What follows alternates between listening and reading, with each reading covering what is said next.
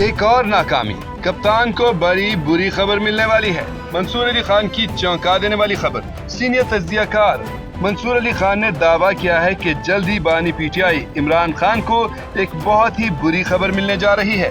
انہوں نے کہا کہ سب جانتے ہیں کہ خان صاحب نے دسمبر 2024 میں بیرون ممالک مقیم پاکستانیوں سے درخواست کی تھی کہ وہ ملک میں ترسیلات زر نہ بھیجیں، لیکن میں نے اسی دن کہہ دیا تھا کہ عمران خان نے جو اعلان کیا اس سے زیادہ بے وقوفوں والی حرکت نہیں ہو سکتی۔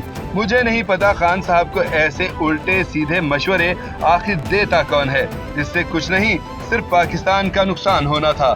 منصور علی خان نے کہا، میرے کپتان کی یہ کال فیل ہی ہونی تھی، میں نے پہلے ہی اس کی پیشگوئی کر دی تھی، اس قسم کی تجویز نے منہ کے بل ہی گرنا تھا۔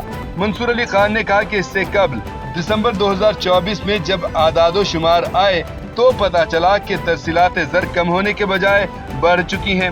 تحریک انصاف کے سامنے حقائق کو پیش کیا گیا تو ہمیں کہا گیا کہ اصل نمبرز تو ابھی چند ماہ کے بعد آئیں گے۔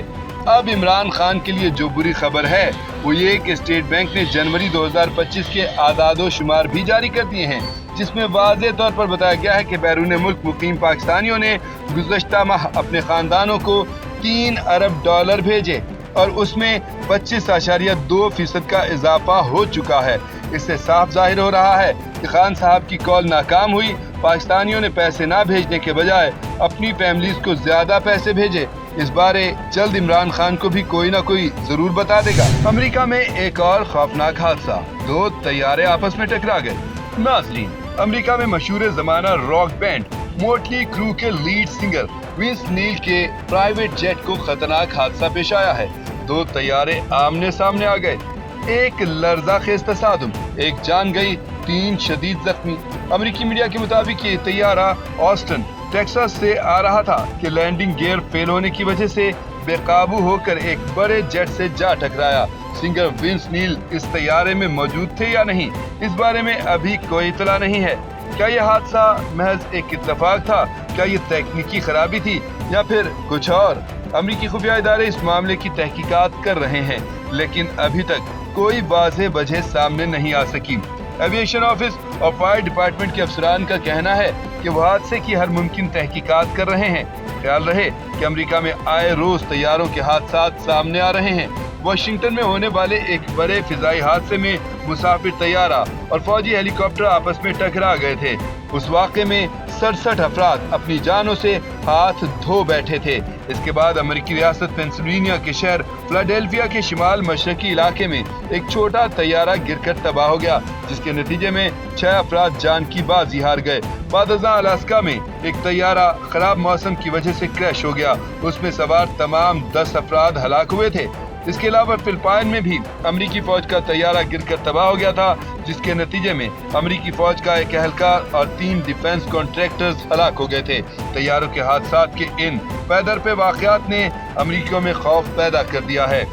لوگ ہوائی سفر سے اجتناب کر رہے ہیں، جس سے ایویشن انڈسٹری کو شدید مالی نقصان کا خدشہ ہے۔ عمران خان مایوس، بڑے عالمی ادارے کو شکایت کا فیصلہ۔ ناظرین، خبریں ہیں کہ عمران خان ایک تیسرا خط لکھنے جا رہے ہیں۔ گزشتہ روز اڈیالہ جیل میں جانے والے صحافیوں نے بتایا کہ خان صاحب کی باڈی لینگویج بہت ڈاؤن تھی، وہ تھکے ہوئے محسوس ہوئے، ایسا لگ رہا تھا کہ وہ حوصلہ ہارتے جا رہے ہیں۔ انہوں نے کہا کہ میں خط اس لیے لکھ رہا ہوں کیونکہ سب جمہوری راستے بند کر دیے گئے ہیں۔ اس اہم خبر پر اپنا تجزیہ پیش کرتے ہوئے جاوید چودھری نے کہا کہ عمران خان ایک فاسٹ بولر ہیں اور فاسٹ بولر اس وقت تک گیندیں پھینکتا رہتا ہے جب تک وکٹ نہیں اٹھتی یا وہ خود تھک نہیں جاتا۔ بطور کھلاڑی یہی ان کی جبلت ہے۔ اس کوالٹی کی وجہ سے وہ ایک بیانیہ بناتے ہیں اور اس کو اس قدر پھیلاتے ہیں کہ وہ بالآخر لوگوں کی زبانوں پر آ جاتا ہے۔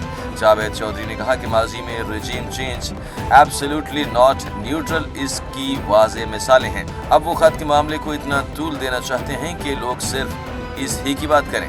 عمران خان اس وقت تک خط لکھتے رہیں گے جب تک دوسری طرف سے ری ایکشن نہیں آ جاتا۔ IMF کے مشن کے پاکستان آمد پر بات کرتے ہوئے جاوید چودھری نے کہا کہ بین الاقوامی مالیاتی فنڈ ہو یا ورلڈ بینک، یہ موجودہ دنیا کی ایسٹ انڈیا کمپنیز ہیں۔ اگر آج IMF اپنا ہاتھ کھینچ لے تو پاکستان ڈیفالٹ کر جائے گا۔ انہوں نے کہا کہ صورتحال دیکھتے ہوئے PTI نے अपनी छुरियां तेज कर ली हैं। इसने पाकिस्तानी अदालती निज़ाम को IMF वफ्द के सामने खोलकर बयान करने का फैसला किया है। लगता यही है कि इस आलमी इदारे के सामने पाकिस्तान की ठीक ठाक शिकायत लिखने वाली। काशिफ अब्बासी को ऑफ एयर कर दिया गया। नाजरीन, खबरें हैं कि मशहूर एंकर काशिफ अब्बासी छुट्टियों पर नहीं गए बल्कि उन्हें ऑफ एयर कर दिया गया है। कहा जा रहा है कि उनका प्रोग्राम अब नशर नहीं होगा, लेकिन सवाल ये है कि काशिफ अब्बासी ने ऐसा क्या किया था कि उनका शो ही बंद कर दिया गया। कहा जा रहा है कि काशिफ अब्बासी के शो में एक नहीं बल्कि कई प्रॉब्लम्स थी। उन्होंने अपने शो में 8 फरवरी 2024 को होने वाले इलेक्शन पर बात की थी, लेकिन उनका ये शो अब YouTube पर मौजूद है और ना ही किसी और प्लेटफॉर्म पर। काशिफ अब्बासी ने अपने प्रोग्राम में जो रिपोर्ट की उस पर इलेक्शन कमीशन ऑफ पाकिस्तान ने एक बड़ा वजाहती बयान जारी किया था। इलेक्शन कमीशन के तर्जुमान ने कहा था कि इस रिपोर्ट से ये जाहिर होता है कि पतन और उसके ओहदेदार मुल्की इदारों को बदनाम करने के लिए एक मुनज़्ज़म साजिश का हिस्सा हैं।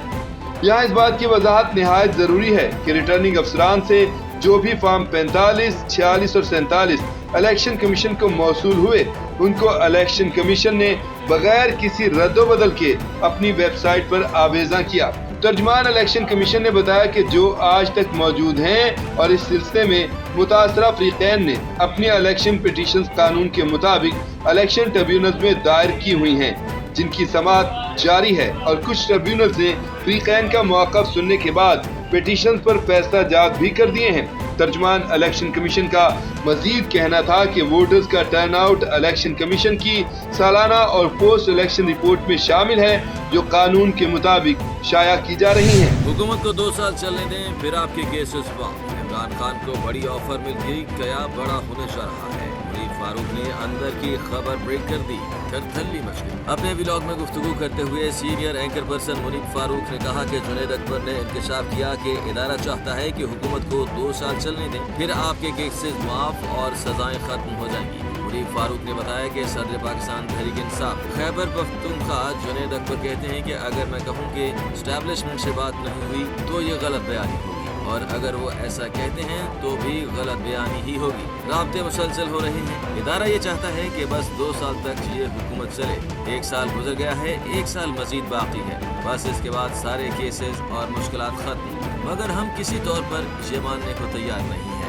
Senior anchor person Munif Farooq ने इंकशाफ किया कि सबसे पहले बुनियादी बात जुनैद अकबर की ज़ाती तौर पर 0 एक्सेस है। इनसे ना कोई मिलता है, ना उनकी किसी ताकतवर शख्सियत से बात होती है। खैबर पख्तूनख्वा हुकूमत के वज़ीर आला अली अमीन गड्डापुर से या बैरिस्टर गौहर से चंद लोगों की मुलाकातें हुई हैं, लेकिन इन दोनों मुलाकातों में 2 साल का कोई जिक्र नहीं हुआ। 1 साल गुजर चुका है। ये निज़ाम जिस तरह से चल रहा है, ये 2 साल का नहीं 5 साल का निज़ाम है। इस हुकूमत को फिलहाल घर भेजने का कोई